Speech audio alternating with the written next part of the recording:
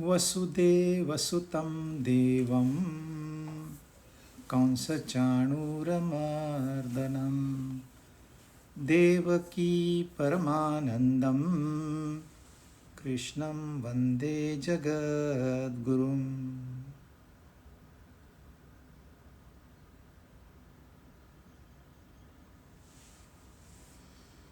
भगवद गीता अध्याय 18 44 श्लोक हमने पूरे किए। अब इन 44 श्लोकों में क्या हुआ है? कर्म का त्याग तो नहीं करना, परंतु कर्म बंधन में भी नहीं फंसना। स्किल ऑफ लाइफ, जीवन कैसे जीना है। कर्म का त्याग कर नहीं सकते। जो कर्म का त्याग करने की कोशिश भी करते हैं उनको कई दुखों से गुजरना पड़ता है। तो कर्म का त्याग नहीं करना। अच्छा, कर्म करेंगे तो कर्म बंधन में फंसेंगे। कर्म बंधन फंसेंगे तो भी दुखों का सामना करना पड़ेगा। और यही दुनिया में लोग पूछते हैं, दुख क्यों है, दुख क्यों है। या तो कर्म का त्याग करने से दुख है या कर्म बंधन में फंसने से दुख है।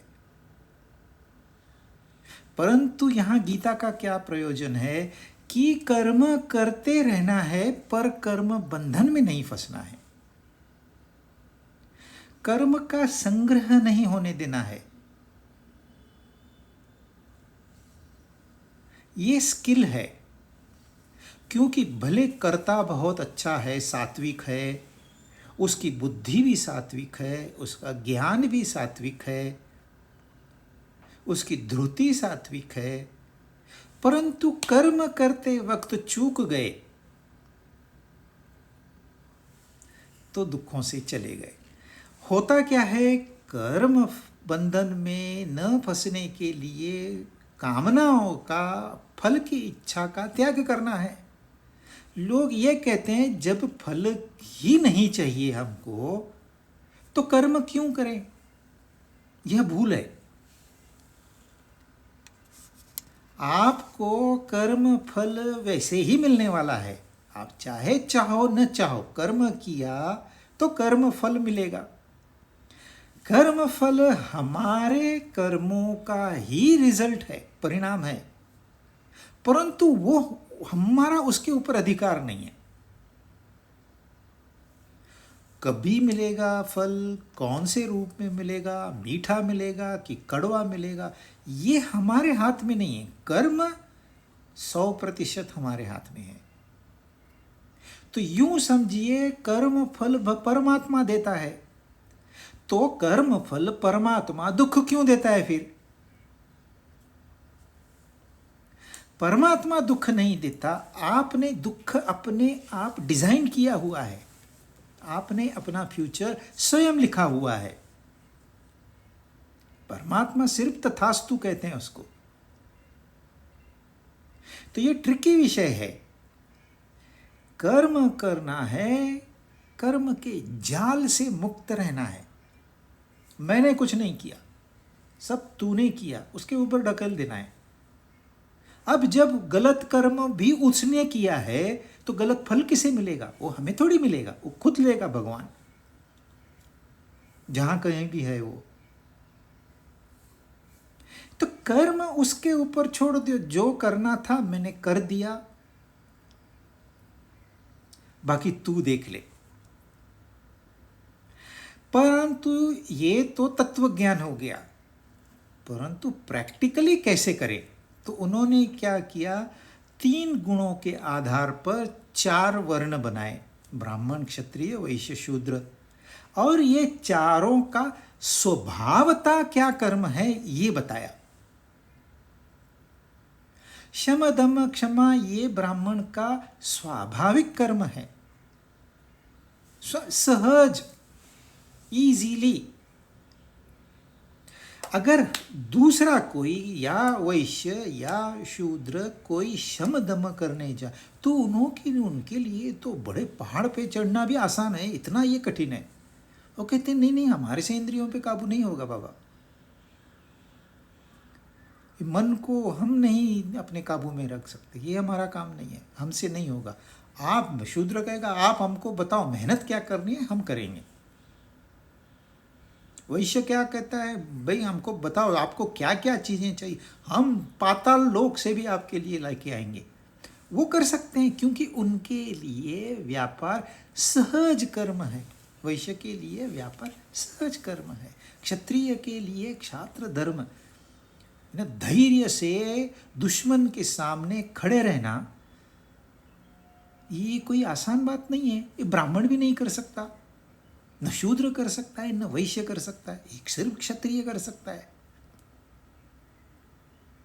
तो इन्होंने यह गाइडलाइन दी है कि भाई ये 4 वर्णों के ये 4 प्रकार के कर्म है।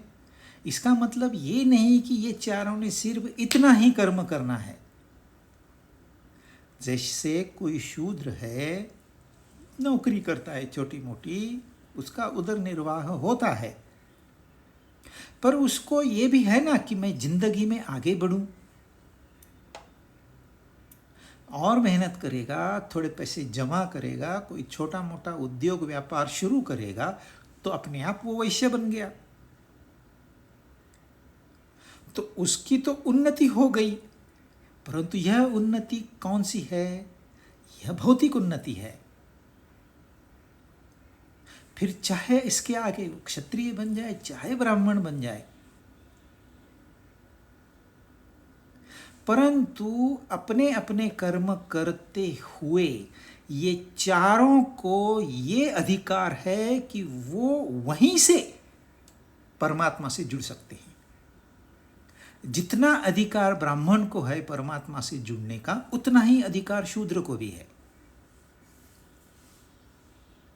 बहुत वेदांतियों का ये मानना है कि सिर्फ हमारे पास ज्ञान है और जिसके पास ज्ञान है वही परमात्मा तक पहुंच सकता है, दूसरा नहीं। इवन भक्त को वो कहते हैं कि ये भक्ति, उसको नशा हो जाता है तब तक ठीक है, बाद में उतर जाता है, सिर्फ हम जा सकते हैं। गीता कह रही है आप अपने धर्म अनुसार कर्म करिए, उन कर्मों को मुझे सौंप दीजिए, कोई आपका अहंकार न हो, उसमें कोई ममता न हो, तो आप सीधे परमात्मा से जुड़ जाएंगे। ये नहीं देखा जाएगा कि आप कौन से वर्ण में है, कौन से आश्रम में है, कौन सी परिस्थिति में है। यहाँ ये गीता का मैसेज है, जो कर्म आपके स्वभावानुसार है वो आपके लिए परफेक्ट है, योग्य है। उसको बदलने के लिए आप मेहनत तो करोगे, दुखी भी होगे, पर हासिल क्या होगा?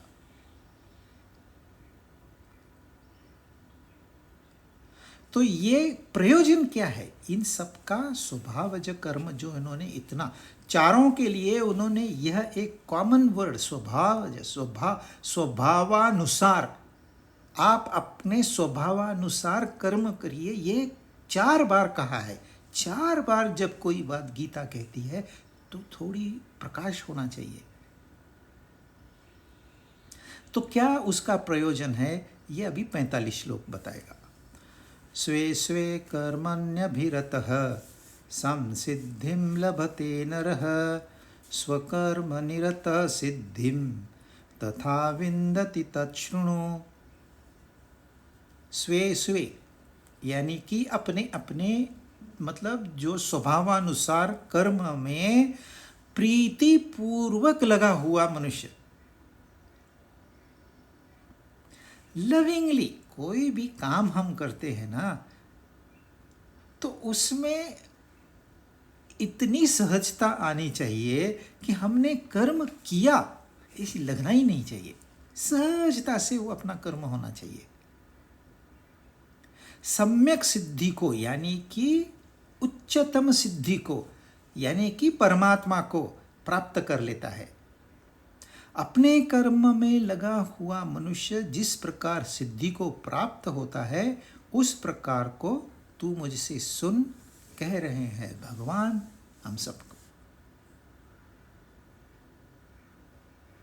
यानी कि एक मैसेज क्लियर है, अपना अपना कर्म प्रीति पूर्वक होना चाहिए।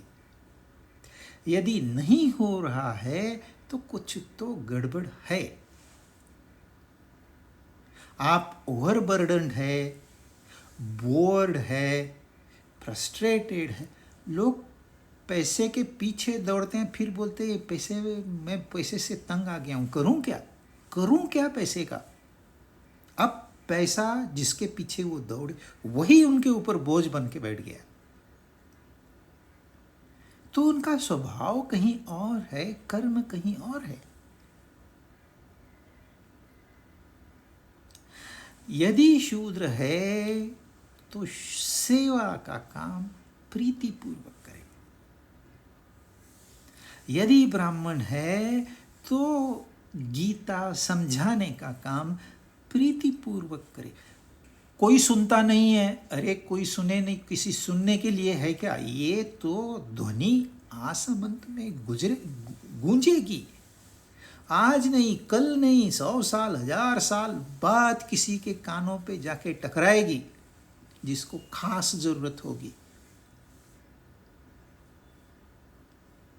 ये तो स्वार्थ भाव हो गया, मेरा कोई सुनता नहीं है, गीता कोई सुनता नहीं है, कोई हमारे पास आता नहीं, कोई दान नहीं देता, कोई दक्षिणा नहीं देता।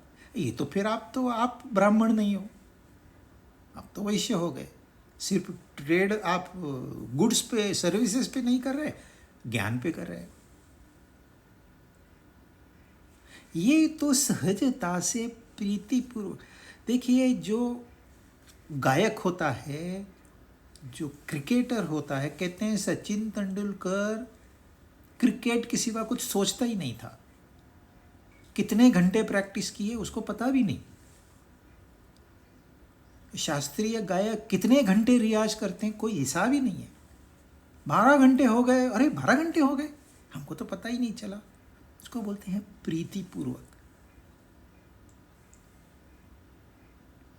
और जो मनुष्य अपने अपना कर्म, यानी कि यहाँ तो उन्होंने ब्राह्मण क्षत्रिय वैश्य शूद्र इनके कर्म बताए ना, लेकिन ब्रह्मचर्य आश्रम में हो आप, गृहस्थ आश्रम में हो, वानप्रस्थ आश्रम में हो या सन्यास, उसके अनुसार भी तो कर्म होते हैं न। लोग कहते हैं गृहस्थ आश्रम वाला तो कुछ परमात्मा को। देखिए, यहाँ परमात्मा स्वयं कह रहे हैं, अपना अपना, आप यदि गृहस्थ है तो अपना अपना कर्म प्रीतिपूर्वक करिए। जो ब्रह्मचारी है वो गृहस्थ को देखते रहता है, जो गृहस्थ है ब्रह्मचारी को देखते रहता है। दोनों को सिद्धि प्राप्त नहीं होगी।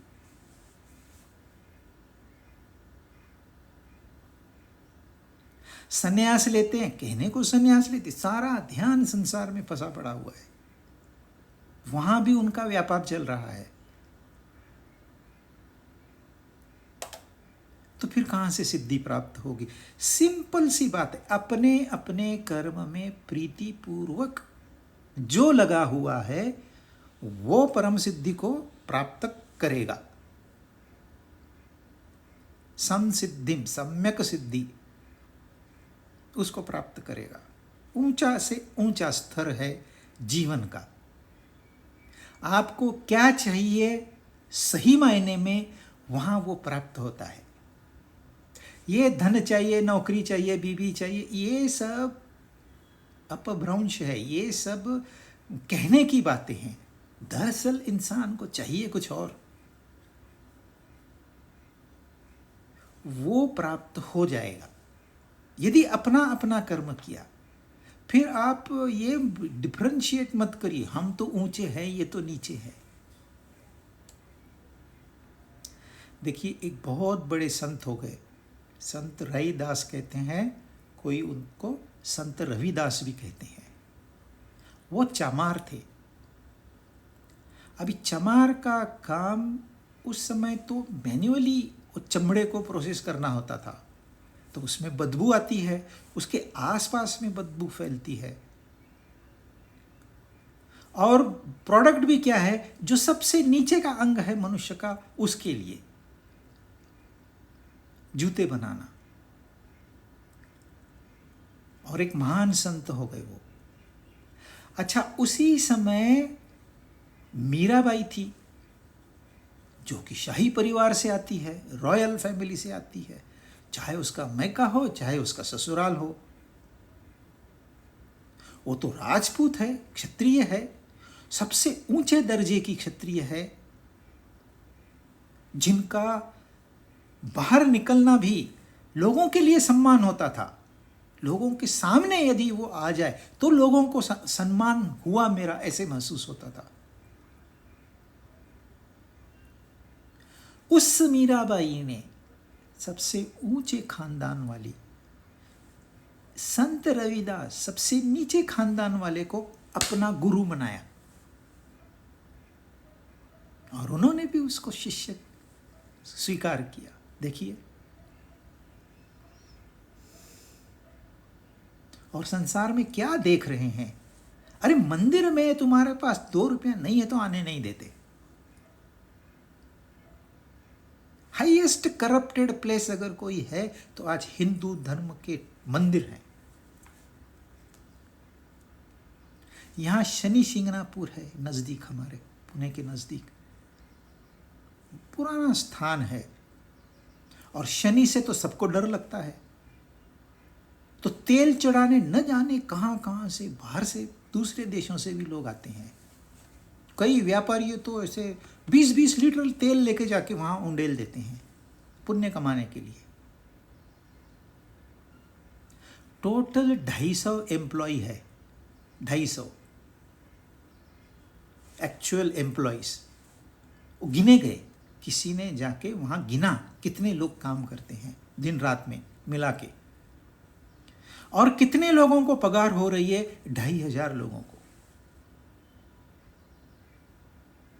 मतलब एक आदमी के पीछे 10 पगारें जाती है। जाती कहां है? जिनको पगारे जाते हैं वो आदमी है ही नहीं गांव में। और लोग भोले भाले हैं, उनको कहा जाता है यहां जाओ 20 लीटर तेल चढ़ाओ। 20 लीटर तेल उंडेलते हैं, नीचे से डब्बे भरते हैं, वापस मार्केट में चले जाते हैं। श्रद्धालु कैश देते हैं, इतना उनको इनकम है, इतना इनकम है जिसकी कोई मर्यादा नहीं। करना क्या है? और जो अपने आप को ब्राह्मण कहलाते हैं वो ये धंधा करते हैं। एक इंसान को पगार देते हैं, 10 इन लोगों की पगार खा जाते हैं। तो कौन शूद्र हुआ?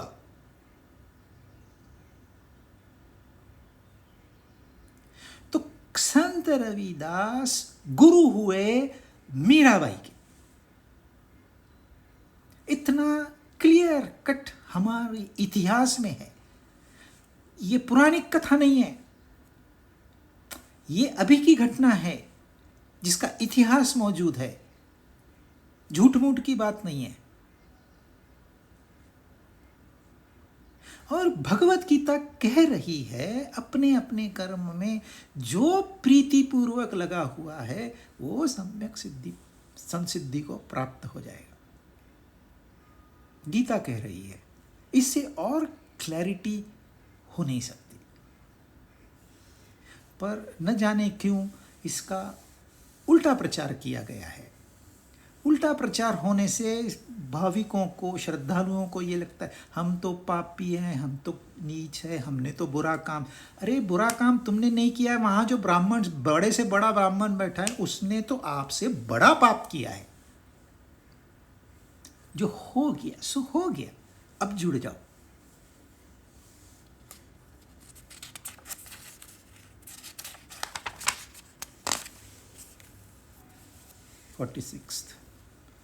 यत प्रवृत्तिर्भूतानां येन सर्वमिदं ततं स्वकर्मणा तमभ्यर्च्य सिद्धिं विन्दति मानवाः।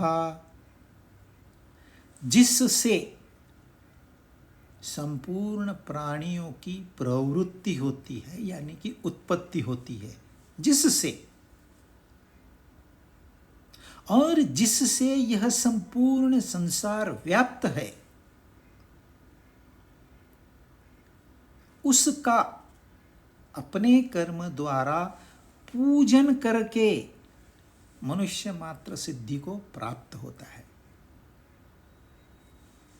यदि आपको जीवन का उद्देश्य पूरा करना है, यानी कि सिद्धि को प्राप्त होना है, तो क्या करना चाहिए?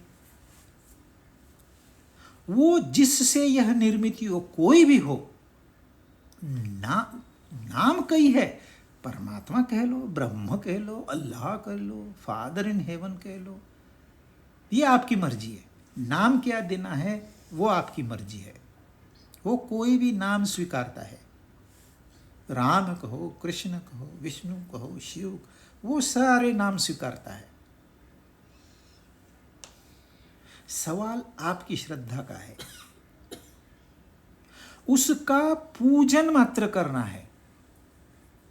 वो कैसे करना है? अपने अपने कर्मों द्वारा। कितना आसान है।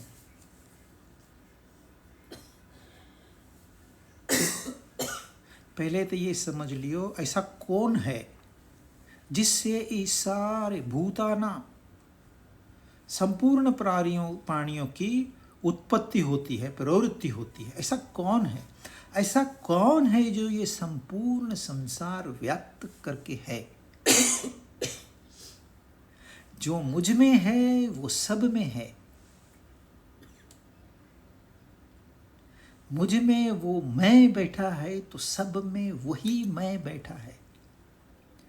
सिर्फ मनुष्यों में नहीं, नहीं, नहीं, सारे प्राणियों में, सिर्फ सारे प्राणियों में नहीं, नहीं, नहीं, हर एक वस्तु में,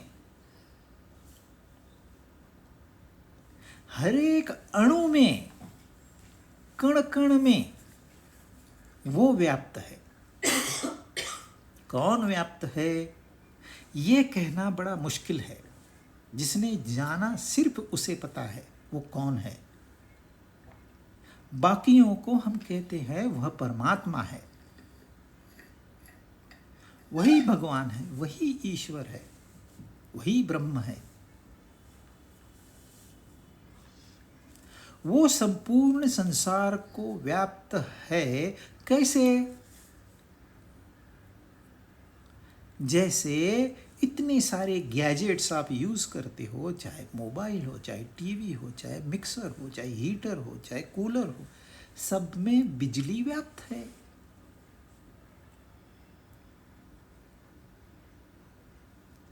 आपको यदि ये बताया जाए कि पानी में ऑक्सीजन व्याप्त है,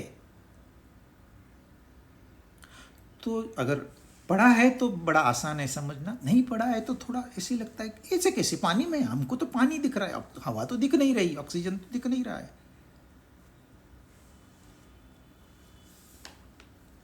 हाइड्रोजन भी व्याप्त है।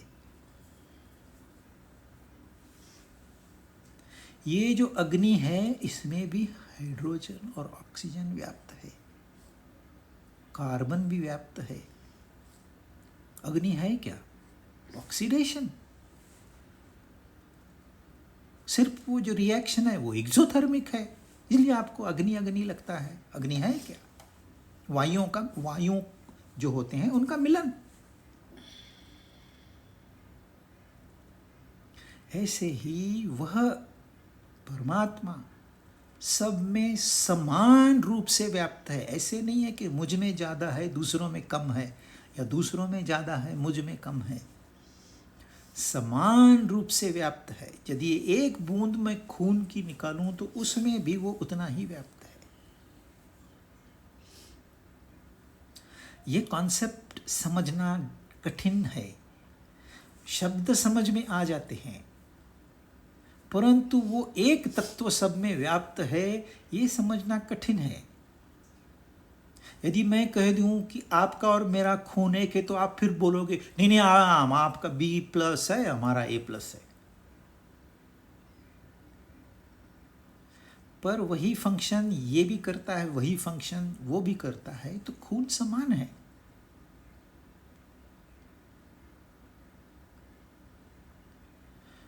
एक बार यहाँ महाराष्ट्र के एक बड़े संत नामदेव, और जिनका बाद में तो नाम और बहुत जगह पे हो गया, आपको गुरु ग्रंथ साहब में भी मिल जाएगा।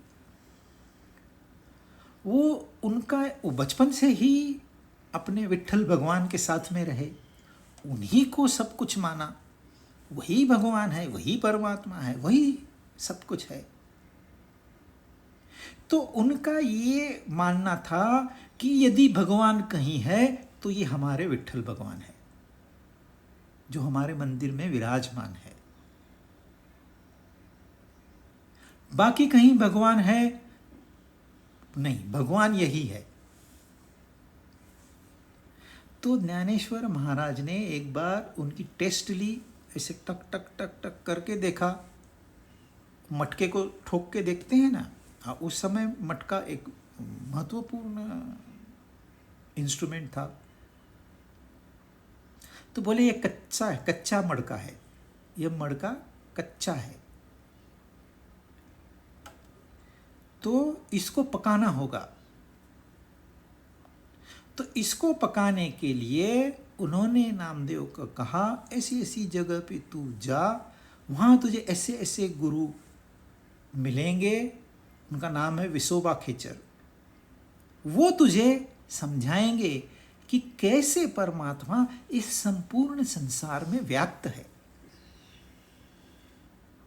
नामदेव भक्ति में उच्च दर्जे की उनकी भक्ति थी, उनको उसमें तो शंका थी नहीं, परंतु ये उनको सर्वम इदम सर्वम, संपूर्ण संसार को व्याप्त है ततम, ये उनको क्लियर नहीं था। तो वो गए जिस मंदिर में उनको खाता जाने को, उस मंदिर में गए। उस मंदिर में गर्भ में शिवलिंग था और एक आदमी शिवलिंग पे पैर रख के मस्त सो रहा था। आप देखिए, यदि किसी को आप ऐसे देखेंगे तो आपका तो खून खौल उठेगा, परंतु सत्य क्या है? तो वो गुस्सा होते हैं, नामदेव उसको बोलते तू ऐसे कैसे, अरे है तो भगवान नहीं, तो कैसे कैसे उसके ऊपर पैर? तो बोलता है मैं क्या करूं, जहां मैं पैर रखता हूं वहां वो मौजूद है। और यह स्टेटमेंट सत्य है। तो नामदेव को गुस्सा आता है, उनके पैर उठाता है, दूसरी तरफ फेंक देता है, तो जहां उनके पैर पड़ते हैं वहां शिवलिंग है। फिर उसको गुस्सा आता है, फिर तीसरी साइड में कर लेता है, तो वहां भी शिवलिंग है। तो जहां उनके पैर जाते हैं वहां शिवलिंग है। अब क्या करें? इसमें कुछ सत्य है, कुछ बातें बनाई गई है। सत्य ये है कि नामदेव को विसोबा खेचर ने यह ज्ञान करवाया, परंतु बताने का भी एक तरीका होता है, एक ढंग होता है। जो इंटेलेक्चुअल है उनको आप समझा सकते हो कि संपूर्ण संसार उसी एक तत्व से व्याप्त है। साइंटिस्ट लोगों को भी शायद आप कभी समझा पाओ, क्योंकि आजकल साइंस को भी यह पता चल गया है कि मृत्यु सत्य नहीं है, परंतु एक भक्त को समझाना थोड़ा कठिन है, इसलिए थोड़ी ट्रिक्स यूज करनी पड़ती है। तो जहां पैर जाएंगे वहां भगवान है, और ये हमारा भी अनुभव है। हम जहां जाते हैं भगवान वहीं मौजूद है। जिस जमीन पे कदम रखते हैं उस जमीन में वही परमात्मा मौजूद है। तो यह ज्ञान हो गया नामदेव जी को कि यह संपूर्ण संसार उस एक तत्व से व्याप्त है। उसी से आकाश बना, उसी से वायु बनी, उसी से अग्नि पैदा हुआ, उसी से जल की निर्मित हुई, और वह जल ठोस हुआ, धरती बनी उसी से। एक ही तत्व से यह सब निर्मित हुई है। और इन्हीं 5 तत्वों में बीज रहता है और परमात्मा में जीव रहता है। परमात्मा जीव के रूप में आता है, पंचमहाभूतों से बीज निकलता है और उस बीज के अनुसार एक पर्टिकुलर स्वभाव वाला जीव इस संसार में व्यापार करता है।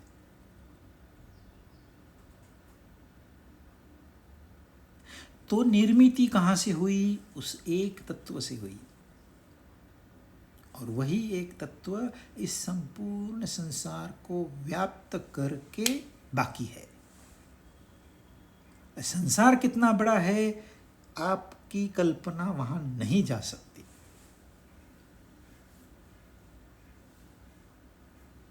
इंसान के बुद्धि के परे, कितना भी बुद्धिमान हो, सबकी बुद्धियां भी यदि एक इंसान में डाली जाए तो भी वह बहुत छोटा हिस्सा होगा,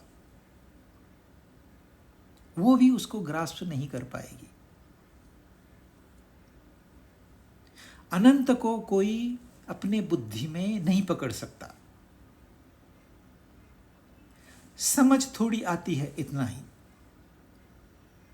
तो उस परमात्मा का पूजन करना है अपने कर्म द्वारा। कौन से कर्म? स्वे स्वे, अपने अपने कर्म। वो कहां से आए? वो अपने स्वभाव अनुसार है। तो इतनी मेहनत आपको करनी होगी कि मेरा स्वभाव कहाँ है, मैं मोस्ट कंफर्टेबल हूं। दुकान में मैं मोस्ट कंफर्टेबल हूं या गाने में मैं मोस्ट कंफर्टेबल हूं। कोई लोग गाना गा सकते हैं और कुछ नहीं कर सकते, लेकिन वो गाते हैं इतना अच्छा है ना, सारी दुनिया उनको अपने पास बुलाती है। समय नहीं रहता उनको, करना क्या है, सिर्फ गाना है। तो जो भी कर्म है, ये समझिए कि आपको किसी ने इस काम के लिए अपॉइंट किया हुआ है। सारी झंझट ही मिट जाती है। I am his servant. उसने ऑर्डर दिया ऑफिस जा, मैं ऑफिस गया। उसने बोला घर जा, मैं घर चला आया। उसने ऑर्डर दिया ये काम कर, ये काम किया। उसने बोला वो मत कर, वो मैं नहीं किया। स्वभाव। अब देखिए, आप कहोगे कि एक बुच्चर है, प्राणियों को काटता है, बेचता है, तो क्या उसका ये स्वभाव कर्म है? अच्छा, उसको तो छोड़ दो, अब उसका बच्चा हो गया, वो तो बचपन से ही दुकान में बैठता है, तो क्या उसका स्वभाव हो गया?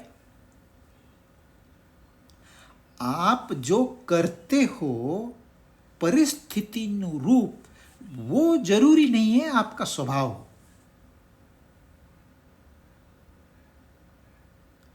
परंतु महाभारत में ऐसी भी कहानियां हैं जहां एक सन्यासी को एक व्याध ने ज्ञान दिया है। मतलब एक बुच्चर, एक मांस बेचने वाला, उसे ज्ञान था, परंतु सन्यासी जिसने सारी पुस्तकें वेद पठन किया है, चारों वेदों का अध्ययन किया है, उसे सत्य पता नहीं था। ऐसा भी उदाहरण है। अब परिस्थिति अनुरूप कर्म होता है, आप कौन सा रोल प्ले कर रहे हो। मैं पिता हूं, मैं पुत्र हूं, मैं भाई हूं, मैं पति हूं, तो क्या एक ही कर्म करूंगा मैं चारों जगह पे? नहीं, परिस्थिति अनुरूप मेरा स्वभाव मैनेज कर लेता है। स्वाभाविक तरीके से मेरे मन में सबके लिए प्रेम बाहर आता है, लेकिन अलग अलग रूप में।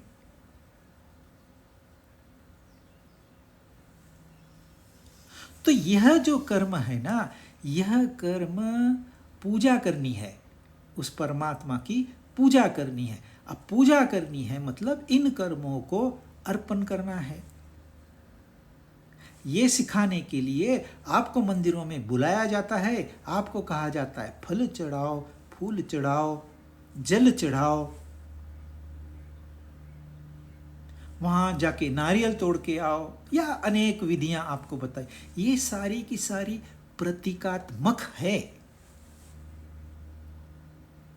यदि आपने अपने कर्मों द्वारा पूजन किया तो आपको मंदिर जाने की जरूरत ही नहीं है और पुजारी का सुनने की जरूरत ही नहीं है।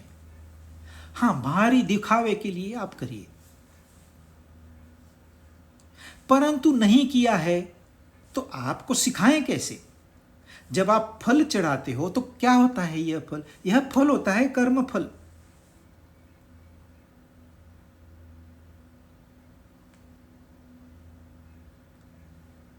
यह कर्म फल हम चढ़ाते हैं, फल नहीं। लोग फल चढ़ाने के लिए इतना बड़ा आयोजन करते हैं।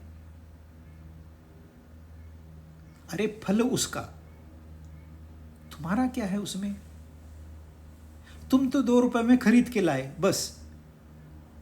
फल निर्माण तो आपने नहीं किया है, कर्म आपकी निर्मित है, क्योंकि कर्मों का अधिकार उसने आपको दिया हुआ है। तो कर्म चढ़ाओ ना, कर्म का फल चढ़ाओ, तो उसको कहेंगे हमने भगवान की पूजा की।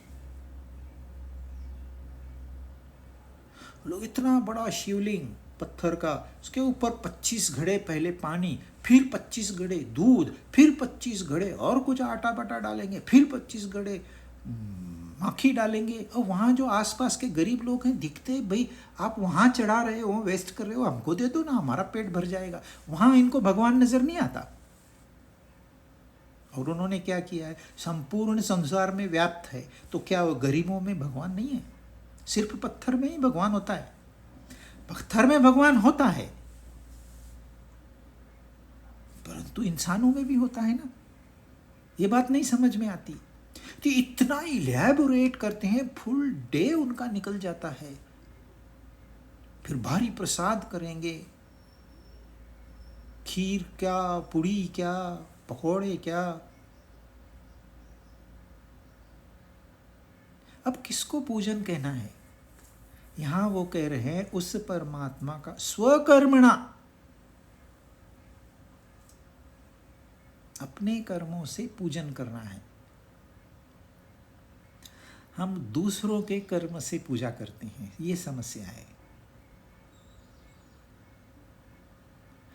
जो भी करना है ना, every individual has to perform his own duty and surrender to the lord. Simple.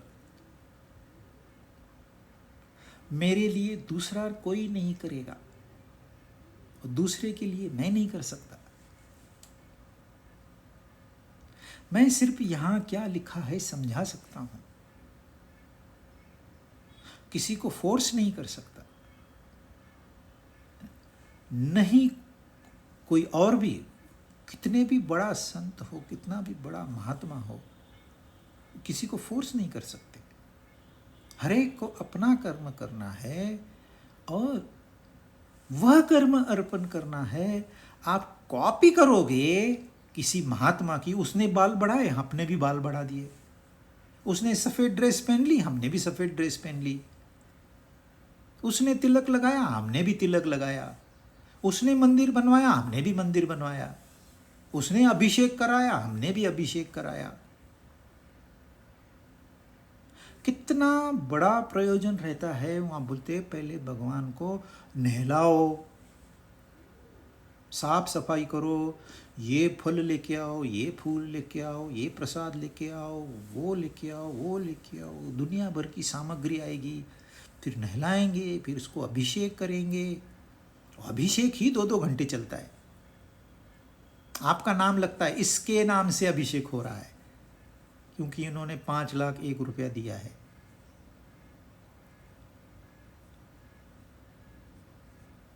फिर कपड़े पहनाएंगे, फिर भोजन कराएंगे और फिर महाप्रसाद ग्रहण करेंगे।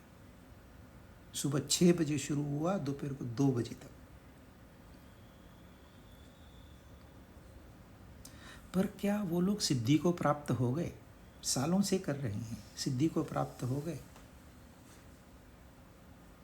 हाँ, एक फायदा है, जितना बड़ा प्रयोजन जितना शो ऑफ करेंगे उतनी पब्लिक आएगी, फिर पब्लिक को लाइन में खड़ा करेंगे, जितनी लंबी लाइन उतना दान उतना ज़्यादा आएगा, तो मंदिर को इनकम बढ़ेगा। ये होता है। और डोनर्स ऐसे ऐसे बैठे हैं, बोलते हैं यार ले लो, कितना चाहिए ले लो। हम क्या करेंगे, बूढ़ा बुढ़ी आज है कल नहीं है, उनको भी पुण्य कमाना है, जाते जाते चलो पुण्य कमा के जाते हैं। पर क्या सिद्धि प्राप्त हो गई? सिद्धि यहाँ प्राप्त करनी है जीते जी, मरने के बाद सिद्धि नहीं प्राप्त होती। अभी इस वक्त आप सिद्धि को प्राप्त कर सकते हो। क्या करना है? अपने कर्म द्वारा उसकी पूजा करनी है। फल का त्याग करना है, यानी कि जो हमारी इच्छा उसके साथ जुड़ी है ना, उसका त्याग करना है। फल का त्याग आप नहीं कर सकते, वो आपको परमिशन नहीं है। कर्मण्येव अधिकारस्ति मा फलेषु कदाचन। ये सिंबॉलिक है भाई, फल भगवान को जब चढ़ाते हैं ये सिंबॉलिक है। फूल है हमारी वासनाएं, वासनाएं हम परमात्मा को अर्पण कर दें। कैसे? ज्ञान से। जब आपको ज्ञान हो जाएगा कि संपूर्ण संसार उस एक से व्याप्त है, तो आपकी वासनाएं गायब हो जाएगी। वास शब्द से वासना आता है।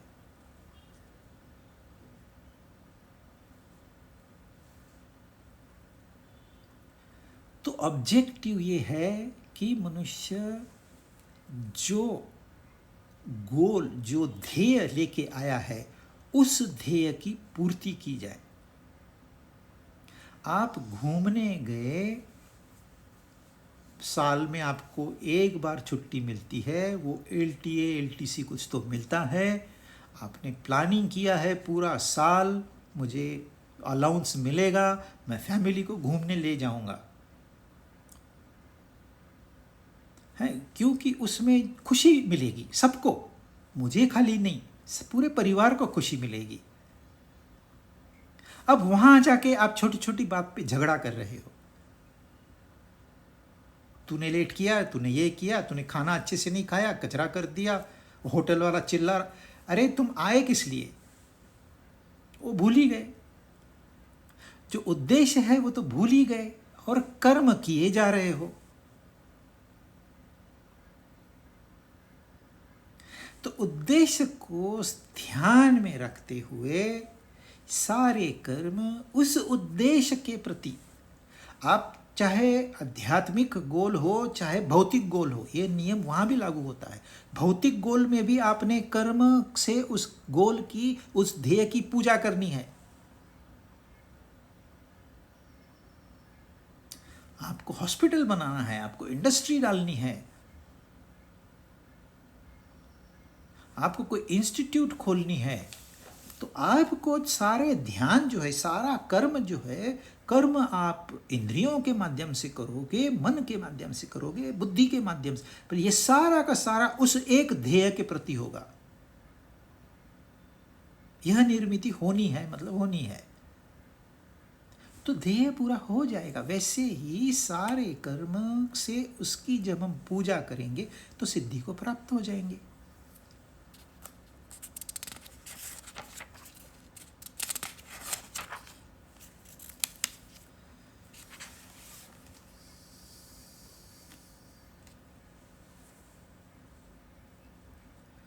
श्रेयान् स्वधर्मो विगुणः परधर्मात् स्वनुष्ठितात् स्वभावनियतं कर्म कुर्वन्नाप्नोति किल्बिषम्।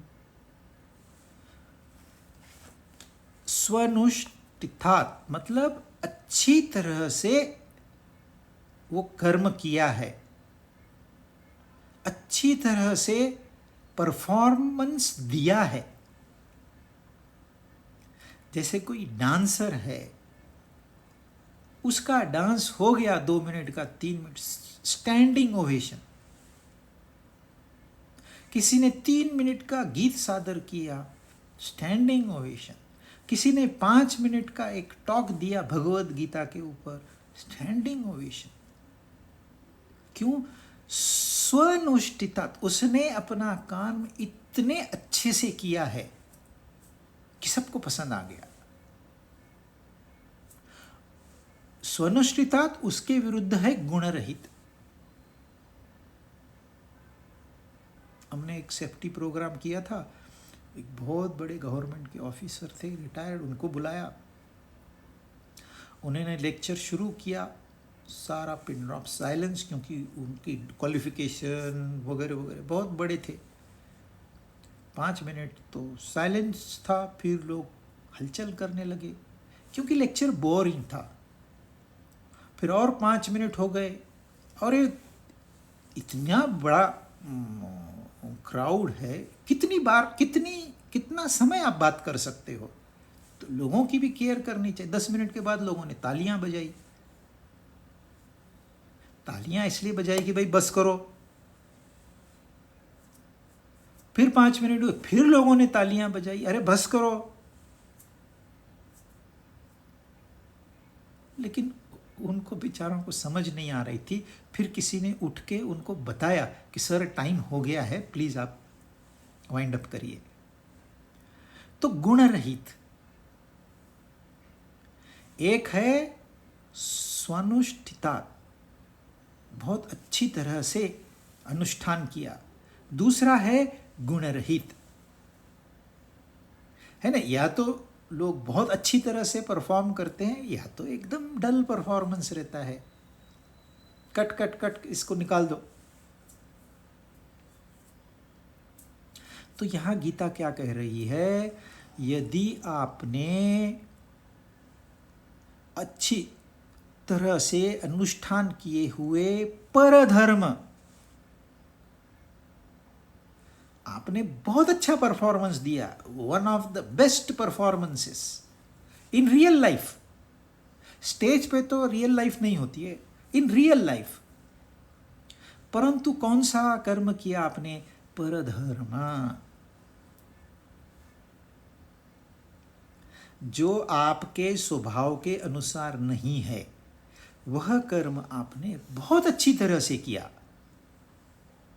और जो अपना धर्म है ना, अपने स्वभाव अनुसार जो कर्म है ना, वो हमने गुण रहित तरीके से किया, अच्छा नहीं किया, वेरी पुअर परफॉर्मेंस। तो स्वधर्म प्लस पुअर परफॉर्मेंस, परधर्म विद द बेस्ट परफॉर्मेंस, ये दो कॉम्बिनेशन है। इसमें कौन सा अच्छा है? भगवान कहते हैं स्वधर्म। परफॉर्मेंस की कोई यहां वैल्यू नहीं है, स्वधर्म करना है। पहले तो उन्होंने कहा था स्वधर्मे निधनम श्रेयः परधर्मो भयावह। स्वधर्म का पालन करते हुए यदि मृत्यु भी आ जाए तो भी आप महान हो। परधर्म आपने बहुत अच्छा बहुत अच्छा बहुत अच्छा, उसकी कोई वैल्यू नहीं है आपके लिए। हाँ, दूसरों के लिए है, आपके लिए कोई वैल्यू नहीं है, क्योंकि जो मेरिट है वो आपको प्राप्त नहीं होगी वहां, क्योंकि आपने जो कर्म किया है वो अपने धर्म के अनुसार नहीं किया है।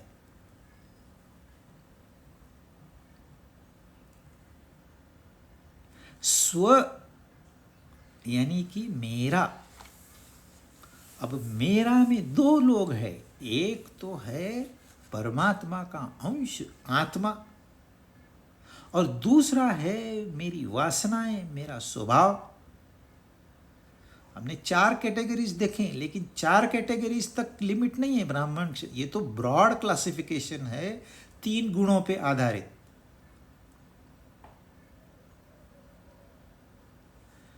ब्राह्मण का सहज स्वभाव है शम दम, है ना? परंतु क्या शम दम सिर्फ ब्राह्मण ने ही करना है? इंद्रियों पे काबू क्या सिर्फ ब्राह्मण ने ही रखना है? नहीं नहीं नहीं, ये तो सबने करना है। मैं शूद्र हूं और मैंने पढ़ लिया कि ये ब्राह्मण का कर्म है, चलो मैं ब्राह्मण का कर्म करने जा रहा हूं अभी,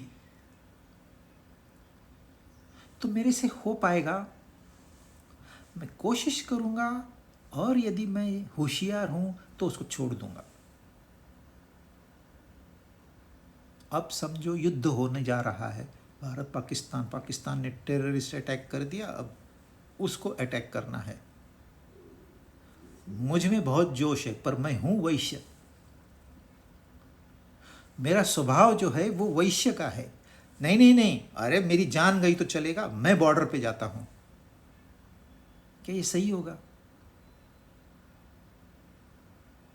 परधर्म, अच्छा हो सकता है मैं जाके वहां दुश्मनों के छक्के छुड़ा के आ जाऊं, ये हो सकता है, पर फिर भी भगवान कह रहे हैं नहीं, ये आपके लिए योग्य नहीं है। हाँ, वहां क्या सप्लाई चाहिए वो जाके अभ्यास करो और सारी वस्तुओं को वहां पहुंचाओ। अरे खाली बंदूकें थोड़ी होती है, उनको तो 3 टाइम का खाना चाहिए, नहीं तो ताकत कहां से आएगी? कुछ ड्रिंक्स चाहिए उनको, उसका बंदोबस्त करना है, और वहां पहाड़ों में सब पहुंचाना है, वो तू कर, तू अपना धर्म निभा। भले तेरे धर्म में कमियां हो, भले वो लोग कहें अरे यार तूने भोजन तो कम लाया है, हम सब भूखे बैठे हैं सुबह से, ये इतना सा लेके आया, अरे क्या क्वालिटी लाया, ये कह सकते हैं वो, पर फिर भी तेरा धर्म है सप्लाई। अगर वैश्य है तो तू सप्लाई कर, अगर शूद्र है तो जाके वहाँ सेवा कर। भाई कहाँ बम उठा के लाने हैं, मशीन उठा के लानी है, बंदूकें उठा के लानी है, टट्टू पे कुछ माल ढोना है, वो मैं करूँगा, सेवा करो। बॉर्डर पे सामने जाके आपका काम नहीं है। यदि आप सामने जाके बंदूक चला के दुश्मन को मार भी दिए ना, तो भी भगवान कह रहे हैं इसका मेरिट आपको नहीं मिलेगा। आपने स्वधर्म का त्याग किया, मतलब आप फिसल गए। तो ट्रिकी है। स्वभाव से नियत किए हुए स्वधर्म रूप कर्मों को करता हुआ मनुष्य पाप को प्राप्त नहीं होता। श्रेयान स्वधर्मो विगुणा परधर्मात् स्वनुष्ठिता।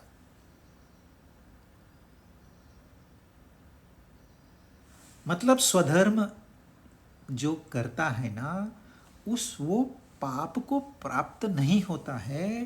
परम धर्म कितना भी अच्छी तरह से किया हो तो वो पाप को प्राप्त होता है। अभी पाप को प्राप्त होता है मतलब क्या होता है? जब मैं कोई कर्म करता हूं अपने स्वभाव के अनुसार, अपने धर्म के अनुसार, ये मुझे लगता है, पर मेरी अंतरात्मा कहती है नहीं ये सही नहीं है। पर मेरा ज्ञान कहता है नहीं नहीं यही तो मेरा स्वधर्म है,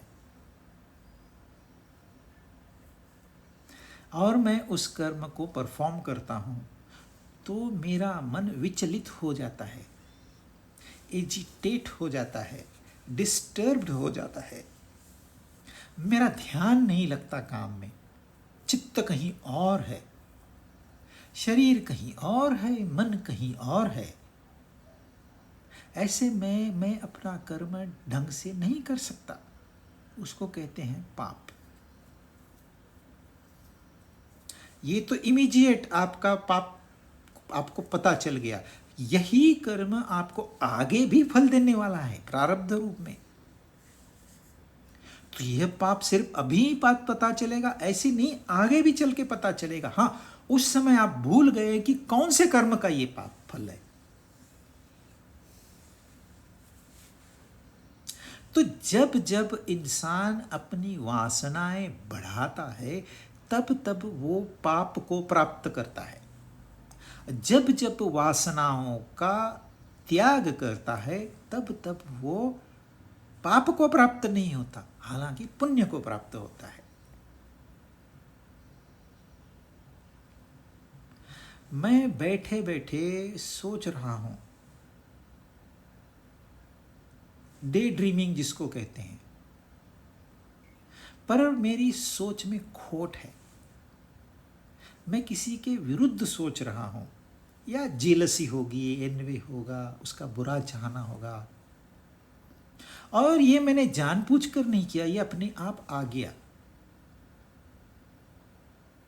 पर मेरा आधा घंटा चला गया,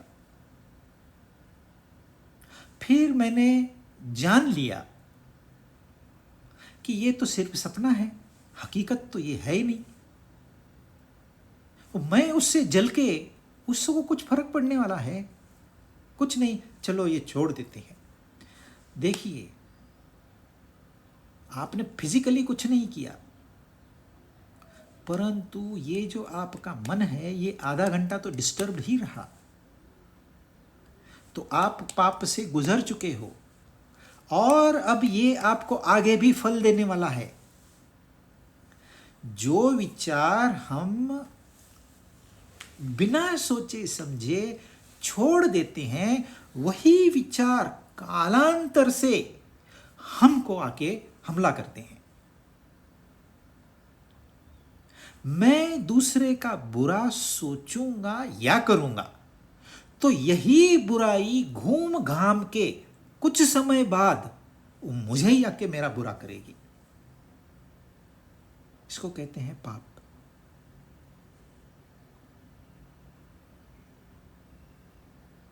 तो यहां वो क्या कह रहे हैं, भले आप में काम करने की स्किल नहीं है, भले आपसे गलती हो जाए, परंतु आपने स्वधर्म का पालन किया तो आप पाप को प्राप्त नहीं होंगे, एक बात। परंतु परधर्म बहुत अच्छी तरह से किया तो आप पाप को प्राप्त होंगे। अब देखो, ऐसे कहा नहीं, लेकिन मतलब वही है। तो कहने का ढंग ये है कि जो परिस्थिति है, उस परिस्थिति में, जैसे अभी कोरोना आ गई, अब कोरोना आ गया तो किसी को बाहर जाने की परमिशन ही नहीं थी। अभी जो एक साधु, बहुत बड़ा संत अकेला रहता है, वो तो बहुत बड़ा संत है, उसके हजारों फॉलोअर्स है, अब तो अंदर कमरे में बंद है, बाहर न निकल सकता है, न कोई उसके फॉलोअर्स वहां से, तो उसको खाना भी खुद बनाना पड़ेगा, बर्तन भी खुद मांजने पड़ेंगे, फर्श भी खुद धोना पड़ेगा। ये तो परधर्म है। इतने महान संत का कार्य तो है भगवत गीता समझाना, अब फर्श साफ कर रहा है। हाँ, फर्श साफ ढंग से तो नहीं होगा क्योंकि कभी किया नहीं है, बर्तन साफ नहीं होंगे क्योंकि कभी किए नहीं है, भोजन तो खाने लायक होगा ही नहीं, पर उसको खाना ही पड़ेगा। स्वधर्म का पालन, अब उसका स्वधर्म बदल गया परिस्थिति अनुरूप। अब स्वधर्म का पालन करते हुए यदि खामियां रह भी जाए ना, कोई दिक्कत नहीं, पर कॉपी नहीं करनी। मैं यदि क्षत्रिय हूं और वहां मैं सन्यासी को देखता हूं और मैं सन्यासी की नकल करने जाऊं, मैं भी बाल बढ़ा लूं, मैं भी वो गेरुए कपड़े पहन लूं, मैं भी तिलक लगा लूं, मैं भी माला लगा लूं, तो क्या ये ठीक होगा? तो उसे जो पुण्य प्राप्त है मुझे प्राप्त हो जाएगा, मुझे पाप ही प्राप्त होगा, पुण्य नहीं। तो नकल नहीं करनी है, पर अकल का इस्तेमाल करना है। आज इतना ही।